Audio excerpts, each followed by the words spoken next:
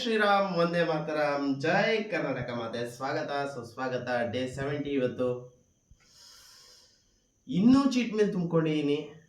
ನಾಳೆಯಿಂದ ಡಯಟ್ ಮಾಡೋಣ, ನಾಳೆಯಿಂದ ಜಿಮ್ಮಿಗೆ ಹೋಗೋಣ ಅಂತೆಲ್ಲ ಅಂದ್ಕೊಂಡೆ. ಇವತ್ತು ಹಾಸ್ಪಿಟ್ಲು ಅದು ಇದು ಅಂತ ಸುಮಾರು ಕೆಲಸಗಳಿತ್ತು.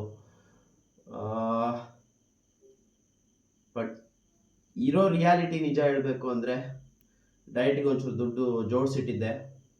ಆ ದುಡ್ಡೆಲ್ಲ ಎಲ್ಲೋಯ್ತು ಅಂತ ನೋಡಬೇಕಾ? ತೋರಿಸ್ತೀನಿ.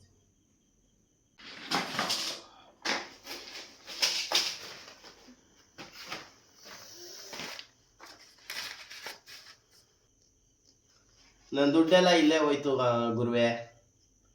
ಸುಮಾರು ದಿನದಿಂದ ನಿಮಗೆ ಕಾಣಿಸ್ಬೋದು ಕ್ಯಾಮ್ರಾದಲ್ಲಿ, ನನಗೆ ಸ್ಕಿನ್ ಅಲರ್ಜಿ ಪ್ರಾಬ್ಲಮ್ಸ್ ಇತ್ತು. ಸುಮಾರು ವರ್ಷಗಳಿಂದನೇ ಇತ್ತು. ಅದನ್ನ ಟ್ರೀಟ್ ಮಾಡೋಕ್ಕಾಗ್ತಾ ಇರಲಿಲ್ಲ.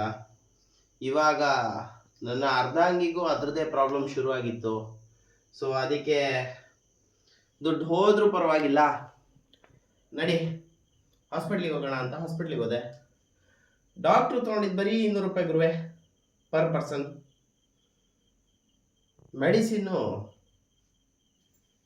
ದುಡ್ಡು ಬಳಸ್ಬಿಡ್ದು. ನಾಳೆ ಡೈಟಿಗೂ ದುಡ್ಡಿಲ್ಲ, ಚಿಕನ್ಗೂ ದುಡ್ಡಿಲ್ಲ, ಮೊಟ್ಟೆಗೂ ದುಡ್ಡಿಲ್ಲ, ಎಲ್ಲ ಖಾಲಿ ಹೋಗ್ಬಿಟ್ಟಿದೆ. ಏನಕ್ಕೂ ದುಡ್ಡಿಲ್ಲ. ನಾಳೆ ಡಯಟ್ ಕೊಡೋಕ್ಕಾಗಲಿಲ್ಲ ಅಂದ್ರೂ ಪರವಾಗಿಲ್ಲ, ಹಾರ್ಡ್ ಕೋರ್ ಎಕ್ಸಸೈಸ್ ಮಾಡ್ತೀನಿ ನಾಳೆಯಿಂದ. ನಾಳೆ ದುಡ್ಕೊಂಬಂದಿದ್ರಲ್ಲಿ ಡಯಟಿಗೆ ಒಂದು ಸ್ವಲ್ಪ ತಂದು ಮತ್ತೆ ದುಡ್ಡನ್ನು ಜೋಡಿಸಿ ರೆಡಿ ಆಗೋಣ. ಏನೂ ಮಾಡೋಕ್ಕಾಗಲ್ಲ, ಕಷ್ಟ ಮನುಷ್ಯಂಗೆ ಬರ್ದಲ್ಲೇ ಮರಕ್ಕೆ ಬರಲ್ಲ. ಸೊ ಅನುಸರಿಸ್ಕೊಂಡು ಹೋಗಬೇಕು ಅಂತ ಹೇಳ್ತಾ ಇವತ್ತಿಂದ ಟಿಪ್ ಆಫ್ ದಿ ಡೇಗೆ ಬರೋಣ. ಎಲ್ಲರಿಗಿಂತ ಫಸ್ಟು ಇಂಪಾರ್ಟೆಂಟ್ ಹೆಲ್ತನ್ನು ನೋಡ್ಕೊಳ್ಳಿ. ಹೆಲ್ತನ್ನು ನೋಡಲಿಲ್ಲ ಅಂದರೆ ತುಂಬ ಕಷ್ಟ ಆಗುತ್ತೆ. ಕೆಲವೊಬ್ಬರು ನಾನು ಕಣ್ಣಾರೆ ನೋಡಿದ್ದೀನಿ, ಹೈ ಪ್ರೋಟೀನ್ ಫುಡ್ ತಿಂದು ಮೂಲವ್ಯಾಧಿ ತನಕ ಬರ್ಸ್ಕೊಂಡವರಿದ್ದಾರೆ. ಕುಂಡಿಯಿಂದ ರಕ್ತ ಬರುತ್ತೆ ಅಂತ ಗುರುವೆ.